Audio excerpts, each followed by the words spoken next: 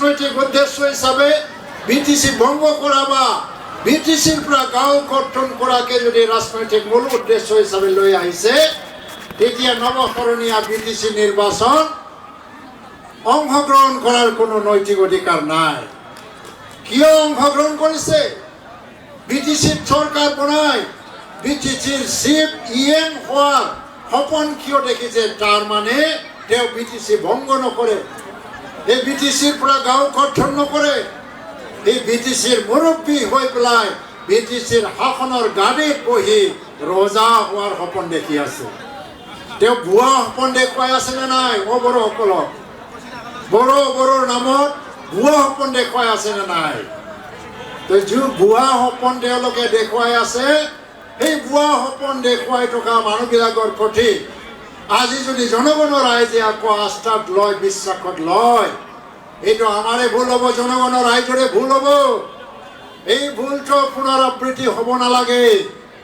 আজি UPPL দলে জাতি জনগোষ্ঠীক লৈ পেলাই এটা শান্তি সম্প্ৰীতি গঢ়ি পেলাই সকলো জনগোষ্ঠীক সমান অধিকাৰ দিয়াৰ প্ৰতিশ্ৰুতিৰে আজি আগবাঢ়ি আহিছে চৰকাৰ গঠন কৰিবলৈ। কোনো জনগোষ্ঠীয়ে ভূমি অধিকাৰ হেৰুৱাব লগা নহ'ব। কোনোবা জনগোষ্ঠীয়ে নিজৰ মাতৃভাষাত শিক্ষা ল'ব বিচাৰিছে, তেওঁলোকক সম্পূৰ্ণভাৱে স্বাধীনতা দিয়া হ'ব। কোনোবা জনগোষ্ঠীয়ে নিজৰ ভাষা সংস্কৃতি লৈ পেলাই ইয়াত জীয়াই থাকিব বিচাৰিছে, তেওঁলোকক সম্পূৰ্ণ স্বাধীনতা দিয়া হ'ব। মই এজন বড়ো মাধ্যমত পঢ়ি অহা মানুহ।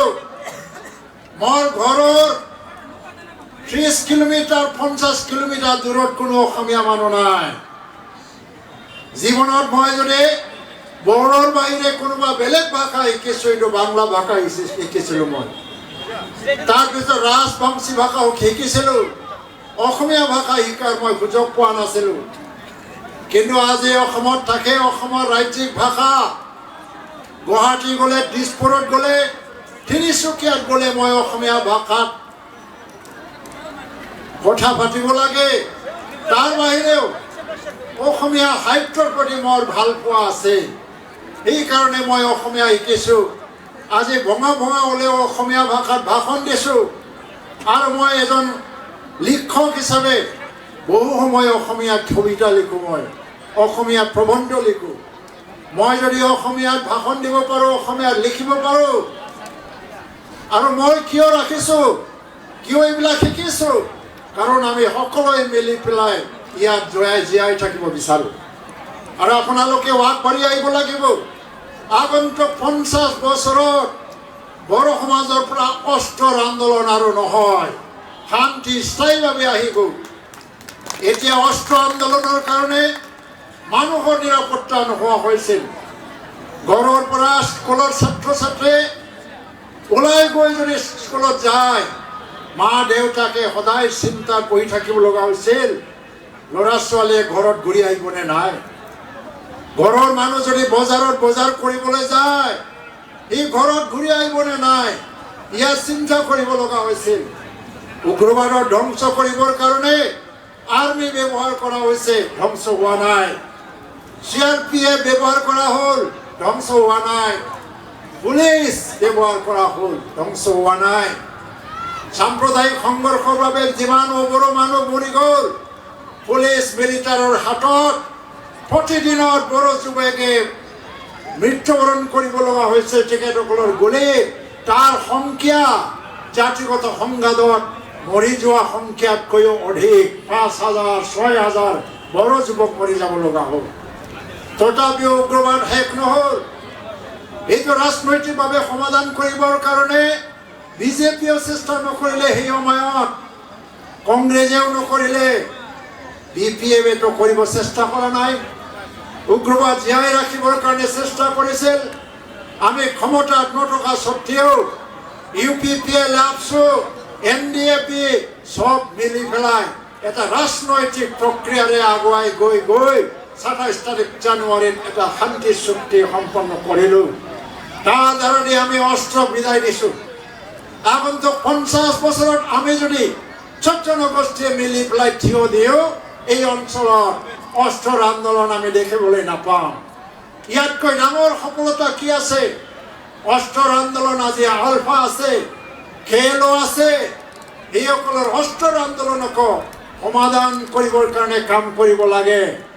অনাগত সময়ত ভাৰত চৰকাৰ, অসম চৰকাৰে যদি আলফা সমস্যা, খেলো সমস্যা সমাধানৰ ক্ষেত্ৰতো UPPLৰ সহযোগিতাটো যদি বিচাৰে, UPPL সদায় সহযোগিতা বা সমৰ্থন দিবৰ কাৰণে প্ৰস্তুত।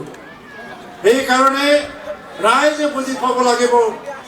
আজি ইয়াত বজাৰত এটা কথা চলি আছে, কোনোবা মিঠা আম, কোনোবা ঠেঙা আমৰ ৰাজনীতি চলি আছে।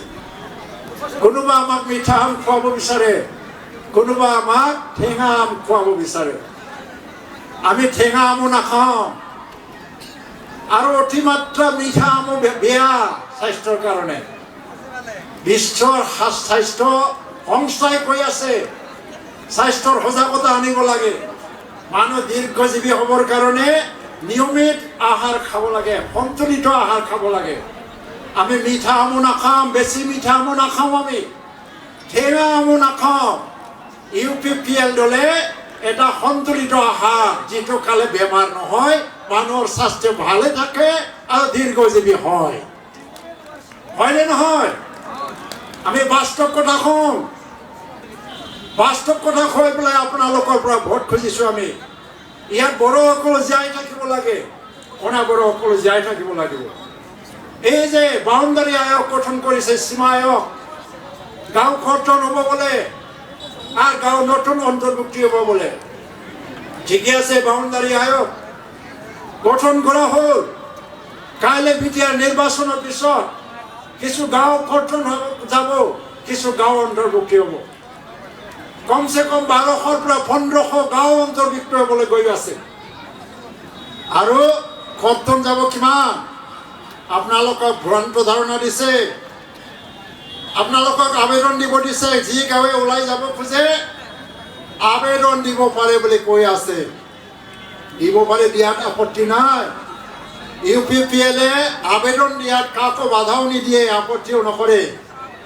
এইটো সীমা আয়োগে নিৰ্ধাৰণ কৰিব কোন গাঁওটো কৰ্তন কৰিব। কিন্তু এটা কথা জানি লওক, আবেদন দিলে গাঁওবোৰ বাহিৰত নাযাব।